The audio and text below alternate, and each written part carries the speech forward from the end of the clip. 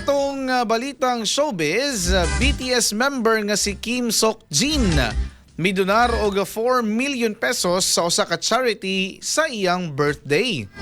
Uy, kiyawa ni mga katropa. Para asa ka ni nga charity mga katropa. Atong sayron ang maong balita, kauban ang atong showbiz correspondent, Inday Erica. Showbiz News! Showbiz Balita!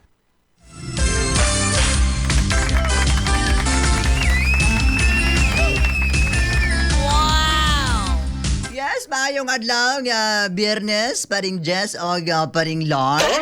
Bala mga maring usa ka ma-inspirasyon nga balita ha. Tungod kay naghatag og 4 ka milyon ka pesos nga kantidad ang miyembro sa BTS nga si Jin alang sa usa ka charity sa iyahang ika-33 nga birthday. Wow! Gipaambit niya ang donasyon sa busan ng Wang Social Welfare Society. Si Jin mao ang pinakamagulang nga miyembro sa South Korean boy group nga BTS.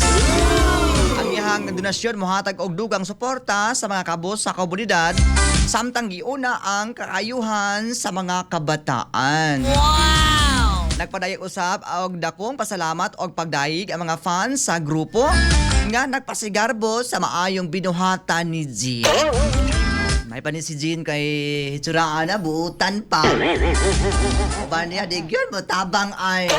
Naghan kaayo og sapit, naghan kaayo og mga, hay naku, mahibad ako ang kiwils ani Papa Jess. Ang mga totoo ang showbiz, balita, mga maring, ako na si Maring Inday Erica, dili guwapa, dili mistesa, dili parehas o barog ni Jin, pero ayaw ko piyansa, basin og mapuhon, maako na ka. Bye-bye!